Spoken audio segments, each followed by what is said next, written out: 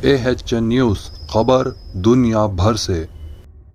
نئے ration card کے لیے می سیوا پورٹل کے ذریعے داخل کی جا سکتی ہیں درخواستیں، سرکاری احکامات جاری۔ تلنگانہ حکومت نے نئے راشن کارڈ سے تعلق اہم فیصلہ کیا ہے۔ حکومت می سیوا پورٹل کے ذریعے درخواستیں وصول کرنے کے لیے سرکاری طور پر نئے احکامات جاری کیے۔ چیف منسٹر ریونت ریڈی نے عہدیداروں کو اس سلسلے میں احکامات جاری کیے ہیں۔ حکومت نے فروری کے آخری تک نئے راشن کارڈ کے لیے درخواست گزاروں سے درخواستیں لینے کا فیصلہ کیا ہے۔ اس سلسلے میں جن لوگوں نے عوامی حکمران پروگرام یعنی پرجا پالنا پروگرام کے تحت راشن کارڈ کے لیے درخواستیں دی ہے، وہ فروری کے آخری ہفتے یعنی لاسٹ ویک تک می سیوا سینٹر کے ذریعے درخواستیں دے سکتے ہیں۔ ابھیا ہستم کے نام پر تمام 5 گارنٹیز کے لیے تقریباً 1 کروڑ سے 10 لاکھ درخواستیں موصول ہوئی ہے۔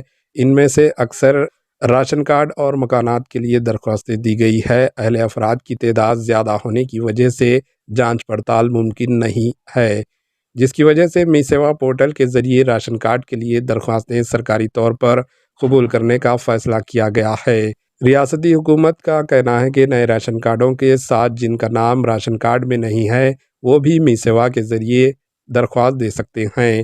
پبلک گورننس پروگرام کے تحت موصول ہونے والی ابھیا ہستم درخواستوں میں سے مزید 19,92,747 درخواستیں راشن کارڈ دھرنی وغیرہ کے موصول ہوئی ہے۔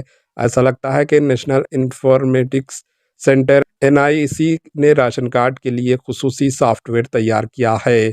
حکومت نے یہ فیصلے اس عمل کو جلد از جلد مکمل کرنے کے لیے کیا ہے، کیونکہ راشن کارڈ ریاست کے غریب اور مستحق طبقے کے لوگوں کے لیے بہت مفید ہے۔ حکومت کی جانب سے کیے گئے وعدوں کو عملی جامہ پہنانے کے لیے ایک اچھی طرح سے منصوبہ بندی کی جا رہی ہے۔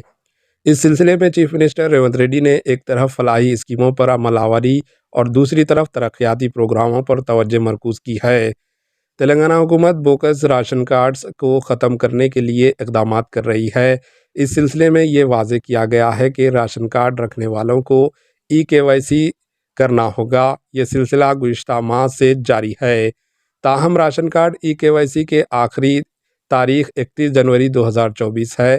عہدیداروں کا مشورہ ہے کہ ہر شخص جس کے پاس راشن کارڈ ہے اسے EKYC کرنا ہوگا۔ بتایا جا رہا ہے کہ راشن کارڈ کے تعلق سے KYC کرنا آسان ہے۔ یہ واضح کی گئی ہے کہ اگر آپ راشن کارڈ ڈیلروں کے پاس جا کر اپنا آدھار نمبر دیں اور پھر اپنا فنگر پرنٹس کو رجسٹر کریں تو EKYC سے مکمل ہو جائے گا۔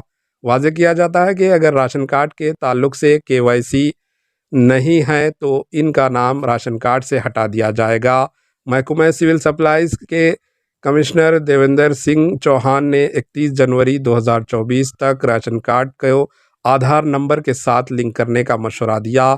حکومت ہند پردھان منتری غریب کلیان انا یوجنا اسکیم کے ذریعے مستحق غریبوں کو راشن، چاول اور دیگر اشیاء فراہم کرتی ہے۔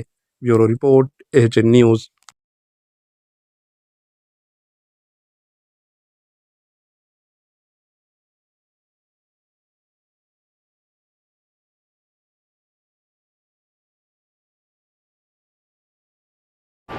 AHN نیوز کو لائک کریں، شیئر کریں اور سبسکرائب کرنا نہ بھولیں۔